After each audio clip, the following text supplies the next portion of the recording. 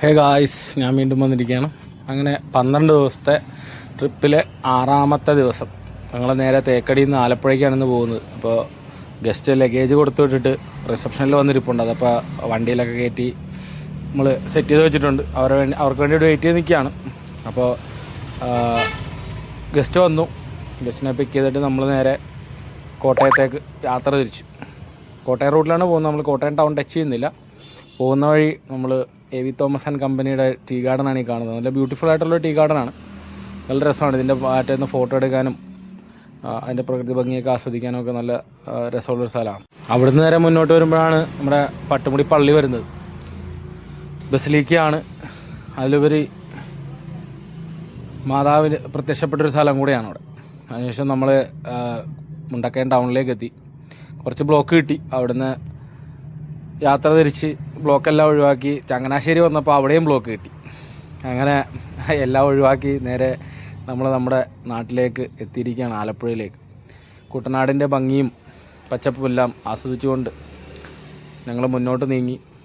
പോകുന്ന വഴിയിൽ റോഡിൽ കുറച്ച് വർക്ക് നടപ്പുണ്ടായിരുന്നു. പാലത്തിൽ ടാറിങ്ങിനുള്ള വർക്കൊക്കെ നടപ്പുണ്ട്. JCB ഒക്കെ കൊണ്ടുവന്ന് പാലത്തിൻ്റെ മുകളിൽ ഇട്ടിട്ടുണ്ടായിരുന്നു. അവിടെ നേരെ ഞങ്ങൾ ഫുഡ് കഴിക്കാനാണ് ഇറക്കിയത്. നമ്മൾ സ്ഥിരം വരുന്ന ആര്യാസ് ഹോട്ടൽ തന്നെയാണ് ആലപ്പുഴയിൽ.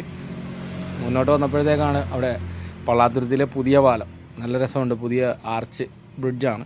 റെയിൻബോ ബ്രിഡ്ജ് എന്ന് വേണമെങ്കിൽ നമുക്ക് പറയാം. അത് പൂർണ്ണമായിട്ട് പണി കഴിഞ്ഞിട്ടില്ല. പെയിൻറ്റിങ് വർക്കും ടാറിങ്ങും എല്ലാം ബാക്കിയുണ്ട്. അവിടെ ടെർമിനലും അതെല്ലാം കണ്ട് ഹൗസ് ബോട്ടിൻ്റെ. അതൊക്കെ കഴിഞ്ഞിട്ട് നേരെ വന്നത് സ്റ്റെർലിങ്ങിലേക്കാണ്.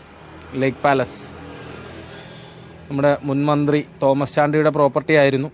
ഇപ്പോൾ സ്റ്റെർലിങ്ങുകാരെ ഏറ്റെടുത്തിരിക്കുകയാണ്. അവരാണിപ്പോൾ അത് റൺ ചെയ്യുന്നത്. അവിടെ ഗസ്റ്റിനെ ആക്കിയിട്ട് നമ്മൾ അന്നത്തെ ദിവസം അവിടെ നിന്ന് യാത്ര പറഞ്ഞ് പുറത്തേക്ക് ഇറങ്ങി. നേരെ ഫുഡൊക്കെ കഴിച്ചു. ഇതാണ് കേട്ടോ മാരാരി.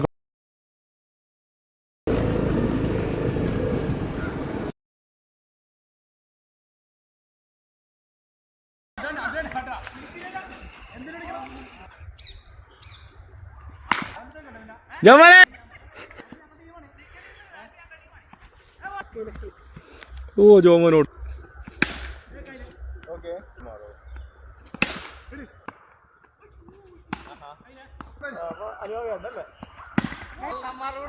മിസ്റ്റർ മാനുവേണ്ണൻ.